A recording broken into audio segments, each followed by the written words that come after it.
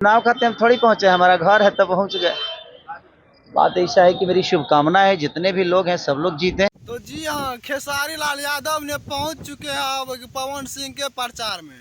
और क्या कहे हैं तो आपको आइए मैं आगे सुनाते हैं। लेकिन रहा नहीं जाता, तड़प ही ऐसी है ना। आप जो है देख रहे हैं कुंदन व्लॉग 27। तो पहले मैं अपना परिचय दे देता हूं और इसको आप लोग सब्सक्राइब कर लीजिए। चाहे खेसारी लाल यादव का गाना हो, भोजपुरी या किसी भी सिंगर का गाना क्यों ना हो, वो सुनने के लिए यहाँ पे सबसे पहले मिलते हैं।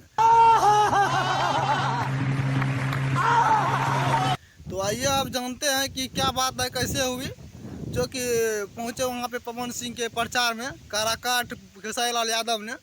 तो उन्होंने इससे पहले एक इंटरव्यू में कहा था कि हम जाएंगे तो जाएंगे, बिना बुलाए तो हम अपने घर नहीं जाते। तो कोई अगर बुलाएगा तो हम जाएंगे, अगर हमको नहीं बुलाता है तो बिना बुलाए हम अपना घर भी नहीं जाते हैं। तो खेसारी लाल यादव की जवाब पे काफी हुंकार भी भरी गई थी, लेकिन अब उन्होंने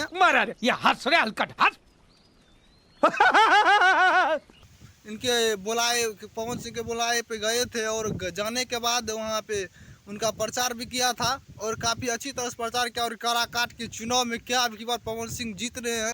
तू चुप रहे बाबा, तू चुप रहे हैं। ये आप लोग कमेंट में जरूर बताइएगा।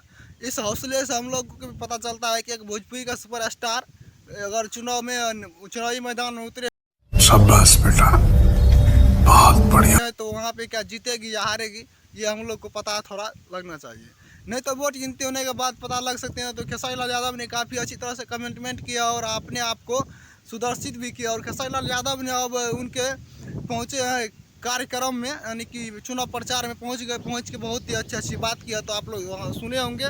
यह वीडियो देखने के लिए आपकी बहुत बहुत शुक्रिया। मिलते हैं फिर से नेक्स्ट वीडियो में, तब तक के लिए बाय।